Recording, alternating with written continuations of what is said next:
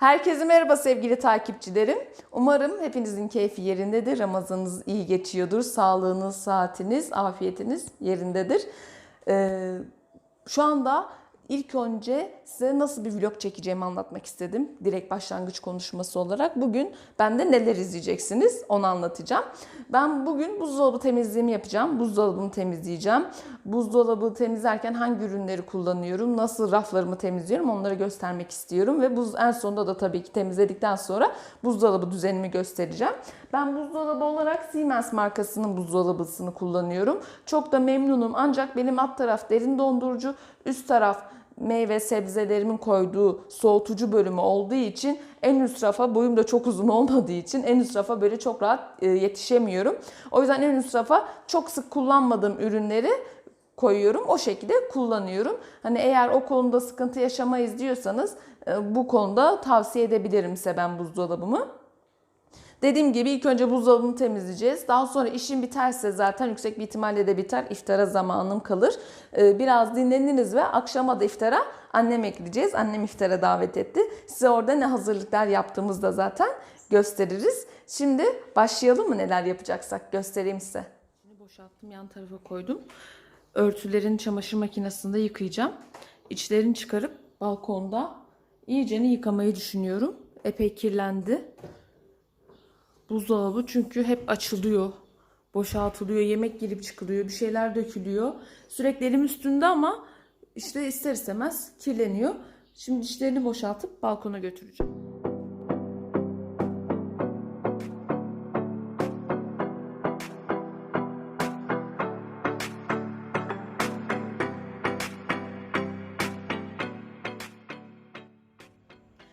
Size şunları göstermek istiyorum. Bunlar benim atık yağlarım. Lavabodan dökmeyi hiç sevmiyorum yağları. Gaziantep'te bir tane numara var. Arıyorum. Numarayı bir belediyeden bulmuştum galiba. Tam hatırlamıyorum ama nereden bulduğumu. Gaziantep'te yaşayan takipçilerim varsa eğer onlara verebilirim numarasını. Arıyorum. Gelip evden atık yağlarımı alıp gidiyorlar. Ama biraz biriktirmek gerekiyor işte böyle. Hani 1-2 litrede gelip almıyorlar. Epey de birikti bende. Bugün aradım. Gelip alacaklar biraz sonra. Bunlar da o şekilde gitmiş olacak. Şimdi balkona çıkayım. Bunları iyicene yıkayalım.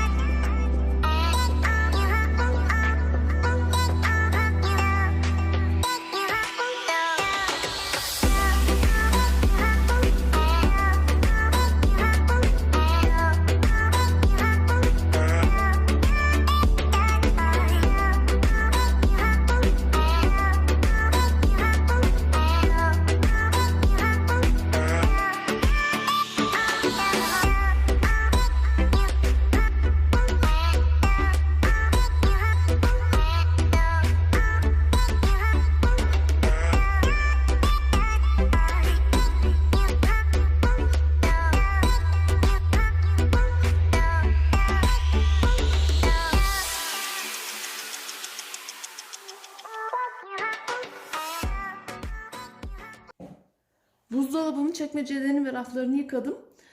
Şimdi rafların üzerine serdiğim örtüleri çamaşır makinesine koydum. Onlar yıkanıyor. Onlar yıkanıncaya kadar bunlar da suyunu biraz sızar. Ama benim yine bunları kurulamam lazım. O esnada ben de buzdolabının içini silerim. Karbonatlı su yaptım. Karbonatlı suyla buzdolabının içini iyice sileceğim. Daha sonra raflarımı kurulayacağım. Yerleştireceğim. Eşyalarımı yerleştireceğim ve tertemiz olacak. En sevdiğim şey buzdolabıyı temizledikten sonra böyle örtüler kayıyor ya, tertemiz olunca buzdolabının örtüleri kayıyor. Onu ben çok severim temiz olduğu için. Şimdi bu işimi halledeyim.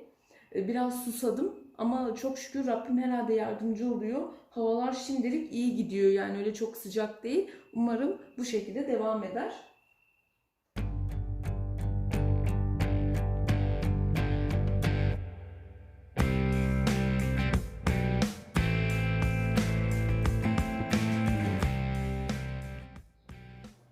Buzdolabının içini temizledim.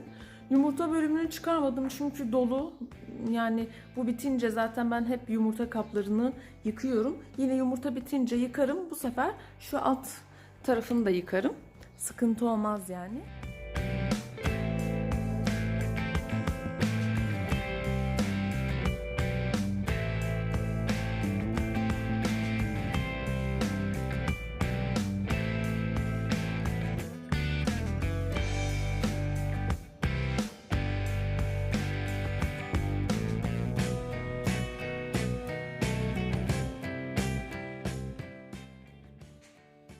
Buzdolabımın içini dizdim.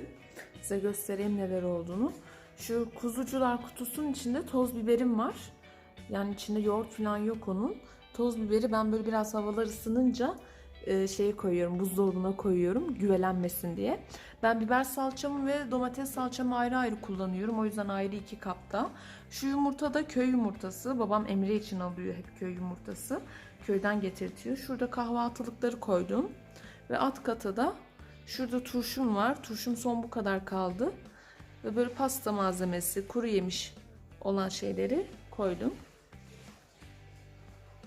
Ben biber ve naneyi önceden yakıyorum. Böyle buzdolabına koyuyorum. Gerek oldukça kullanıyorum. Şu da firik. Biliyorsunuzdur, Güneydoğu yöresinde sıkça kullanılıyor. Buzdolabı işim de bitti.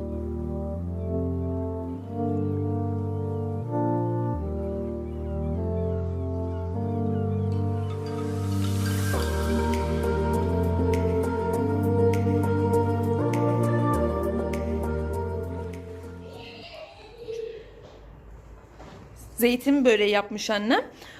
Bir videomda hatırlıyor musunuz? Ben de içini hazırlamış göstermiştim size. Böyle fırına veriliyor, pişiriliyor. Bu şekilde herhalde sıcak geldiği için annem hamur olmasın diye bu şekilde açmış. Pilav pişecek burada. Anne başka ne var? Bu düdüklünün içinde ne var anne? Mercimek çorbası ve fırının içine kabak oturtma. Açsam bir şey olur mu? Açabilir miyim? Şu şekilde. Çok acıktım vallahi. Bunlar pişsin. Annem zaten masayı da hazırlamış. Hiçbir şeyi bize bırakmamış. Her şey hazır. Tek eksik ezanın okunması. Nasıl bir şey anne bu değil mi ya? Böyle her şey hazır, yemek hazır ama Rabbim ezan okunmadan açamazsın deyince bekliyoruz yani.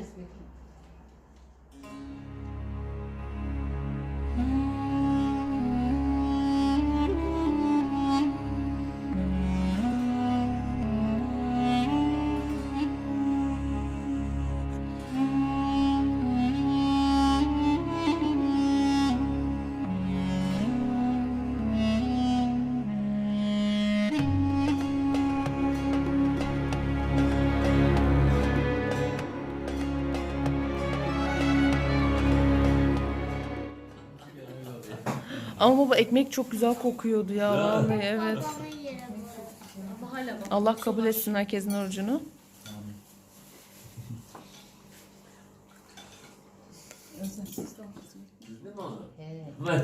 Kabağın etrafını çatalla çizdin mi anne?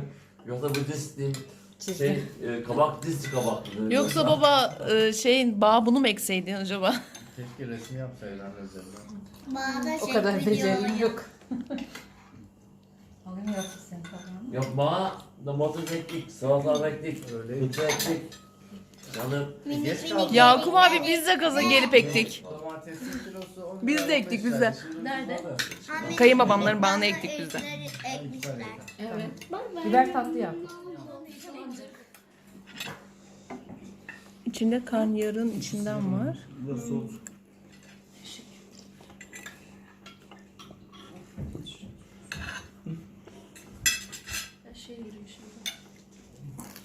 Çok güzel olmuş anne, ellerine sağlık.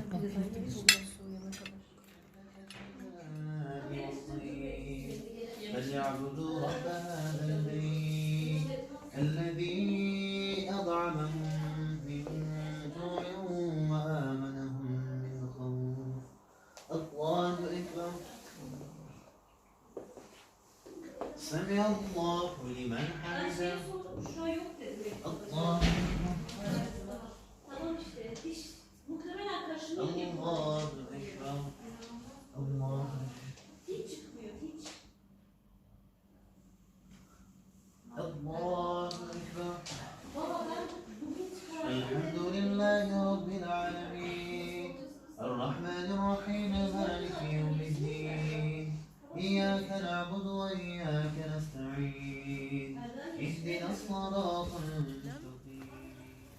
Annem peynirli irmik helvası yapmış. Başlangıç aşamasını kaçırdım. Çekemedim. İçeride çay içiyordum. İrmiği tereyağında iyice kavurup işte tuzsuz peyniri. Hatay peyniri de koyan oluyor. Antep peyniri de koyan oluyor. İşte içine koyuyorlar. Sütle yapan da oluyor ama annem suyla yapıyor genellikle. Bu şekilde yiyeceğiz. Burada da ablamın var. Ablamın kızının süt alerjisi olduğu için ablam süt içemiyor. Süt, yoğurt, yumurta gibi ürünler içemiyoruz onunkini. Peynirsiz ayrı yapmış annem.